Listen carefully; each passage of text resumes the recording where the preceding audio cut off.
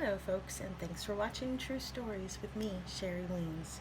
I hope you guys are staying safe in our crazy world, and I hope that you guys are having a good day. If you're new to my channel, welcome. But if you're a returning subscriber, hello, hello, hello. How are you doing, my lovelies? I hope you're doing very well. I have a really important story that I want to share with you guys. I believe that we need to share the awareness on this story for everybody's safety. So if you're someone who likes the outdoors, being active, being outside, I really need you to listen to this video. Stay tuned. Important info coming up.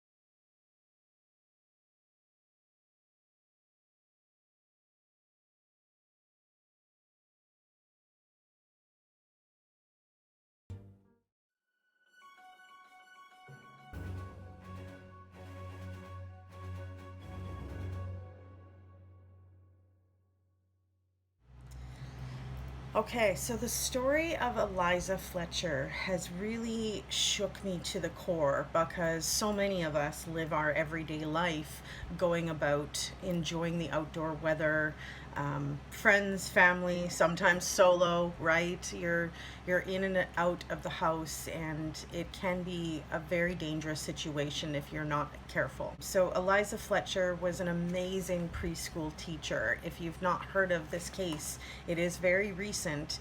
Her favorite pastimes was jogging, and she would often be out running at 4:30, 5 o'clock in the morning. She's married and has two beautiful children.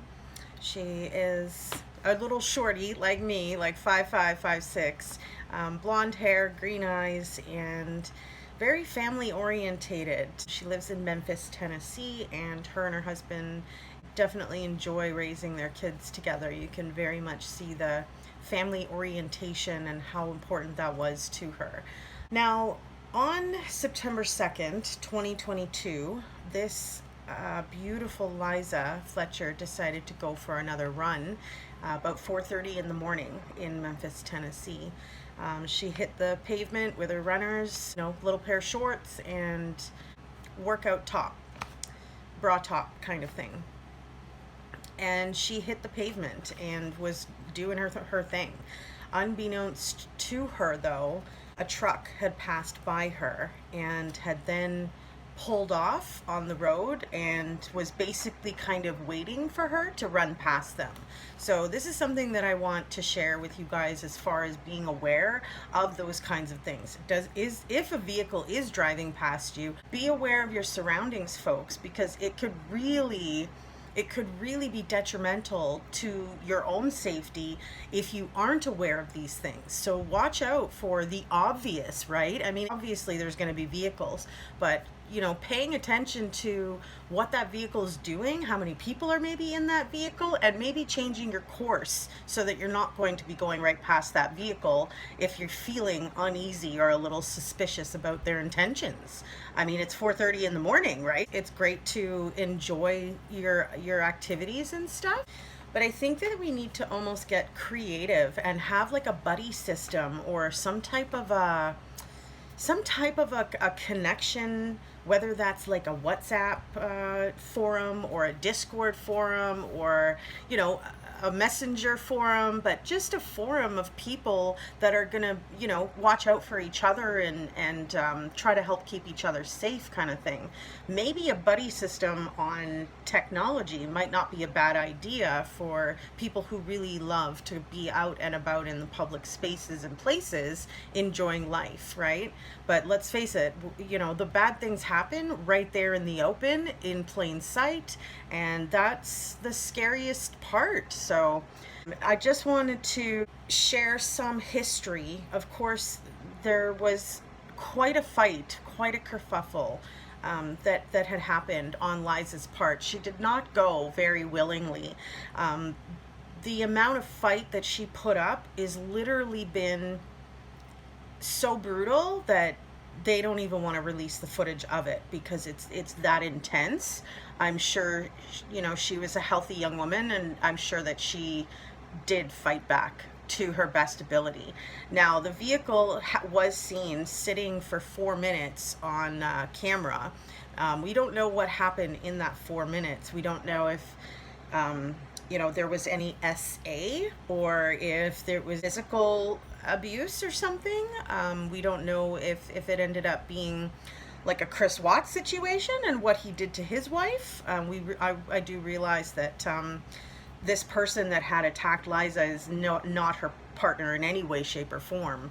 And the person that did attack her was found to have lost his shoes in that fight with Liza, trying to get her into the truck. And the officers were able to collect that evidence and submit it for DNA results, to which they did get a hit, and that hit came back matching Cleotha Abston.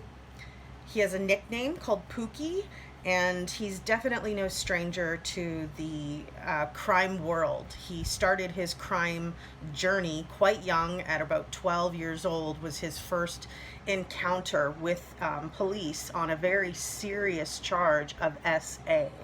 So that ended up getting him charged and starting his criminal record. Now, at the age of 16, he had actually done the exact same thing that he did to Liza to someone else. Although it was a man, and this man was a lawyer, Cleotha, the guy that's accused of hurting Liza, also kidnapped a lawyer named Kimper and forced him into his vehicle or his trunk and proceeded to drive around with him and was trying to, get money out of him and stuff like that. But he was making a lot of noise, and of course other people heard, and authorities were called and stuff like that. He did get charged for that, and he ended up serving. He was charged as an adult, and he ended up serving a 20-year sentence. And so literally he just got out in 2018 from that 20-year sentence. And now 4 years later, he's attacking Liza, basically in the same manner that he did to the Kimper lawyer. However, he didn't get to finish his plan, which, let's be real, he was probably going to terminate his life, basically, right? So he's a very dangerous individual and just doesn't seem to have anything in his being to help him want to be a better person and to turn away from bad choices like that. So an interesting fact about this case that I really want to share with you guys is that Liza's grandfather was a very successful business person, and he had actually left Liza a $3 billion fortune. So it's a little suspicious that, she's suddenly getting attacked. And there is some talk that there's possibility that Richie, the husband of Liza, may have something to do with this. I mean, let's face it, not everything is, a conspiracy, but at the same time, we should look at things realistically in the fact that that's a huge sum of money that, if she's no longer in the picture, more than likely gets passed on to her children or her husband, maybe all. I'm not sure. It would depend on whether or not she had anything set up in the event of her losing her life, of what would happen to those billions of fortune. So it'll be interesting to see what kind of evidence comes out and what the final situation is. Cleotha doesn't seem to have any remorse, doesn't seem to be worried, just very cold and calculated. But was this hired? Was this something that, Liza's husband set up? Or, is that just, reaching too far into Never Never Land and guessing, So I'm hoping that we're wrong about that and he really doesn't have anything to do with this. But as we all know, so many of these cases really do have something to do with the partners involved. It's usually the partners. When large sums of money are involved, it has been known to be someone close to the victim. That's, I guess, what I'm trying to say here is I'm hoping that that's not the case, but as we know, there has been so many of those kinds of cases. So I will keep you guys posted on this. The family did offer a $50,000 reward for any information would help. However, now that Cleotha has been arrested and charged, I believe that we're just going to be going through the trial at this point. And it's interesting, though, the evidence that was collected as far as when the officers were on site at Liza's house pulled out some pretty interesting evidential items, one of which was garden shears. And so it makes me wonder what that was, what was involved with that. Was there some kind of malicious or abusive behaviors happening behind closed doors? I don't know. But we'll definitely get to the bottom of all of this as we go through the trial. So tell me your thoughts, though. What do you think about this case? What do you think about the suspicion of, the billions of dollars that Liza had to her name, now suddenly being no longer with us? It raises a lot of questions. So I would definitely love to know your thoughts. Please comment in the comment section. I always answer to all of you guys. So I really appreciate you guys viewing and coming around the channel. I believe that we are better together and we are stronger in our diversity. So let's hear those perspectives and let's hear those opinions and comments. I want to hear from you.